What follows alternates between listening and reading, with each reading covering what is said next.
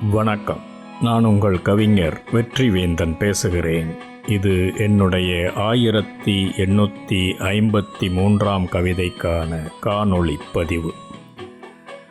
இம்முறை வலைதளத்தில் உலவிக் கொண்டிருந்தபோது என் கண்ணில் பட்டது இந்தியாவில் அமைந்திருக்கும் மிக பிரம்மாண்ட பளிங்கு மாளிகைகளும் அரண்மனைகளும் அதில் வசித்த ராஜாக்கள் ராணிகளின் படங்களும் ஒளிப்படங்களும் என் கண்ணில் பட்டது. அந்த அரண்மனைக்குள் வாழ்ந்த அரசி அல்லது ராஜகுமாரிகள் மனதில் ஓடியிருக்கும் காதல் எண்ணங்களை அனுமானித்து நான் எழுதிய கவிதை. இந்த கவிதையின் எண் 1853.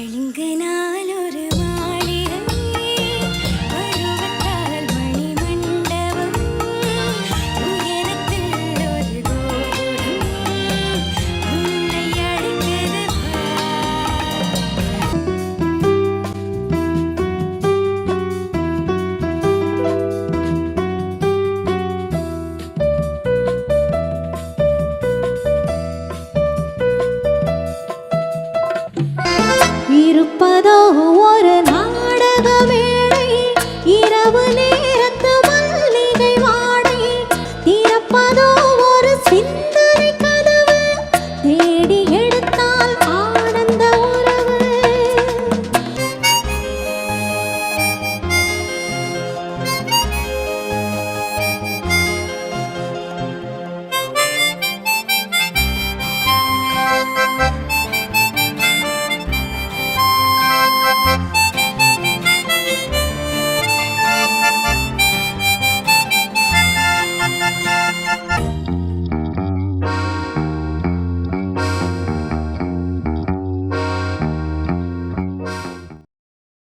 கவிதையின் தலைப்பு: அரசகுமாரிக்கும் மனமிருக்கும், இரவெல்லாம் கனவிருக்கும்.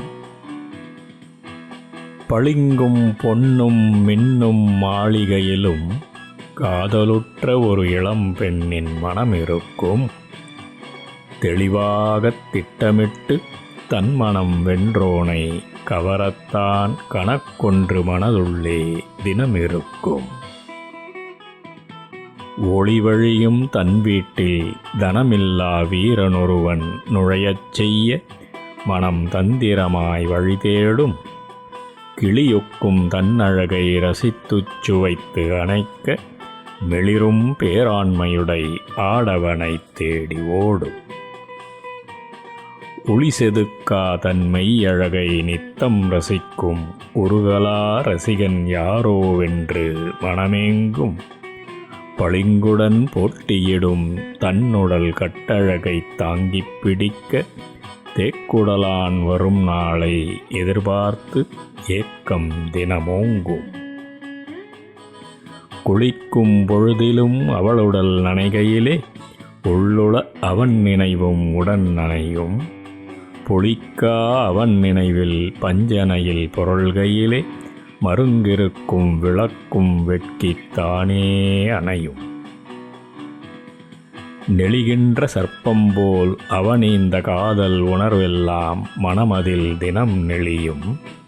தெளிந்தோடும் நதி போலே அவன் நினைவு ஓடுவதால் அரசிக்கும் வெறுப்பாகும் பகலும் பகலவன் ஒரு ஒளியும். நெளிகின்ற சர்ப்பம்போல் அவனீந்த காதல் உணர்வெல்லாம் மனமதில் தினம் நெளியும். தெளிந்தோடும் நதி போல அவன் நினைவு ஓடுவதால் அரசிக்கும் வெறுப்பாகும் பகலும் பகலவன் ஒரு ஒளியும். நன்றி, வணக்கம். நான் உங்கள் கவிஞர் வெற்றிவேந்தன்.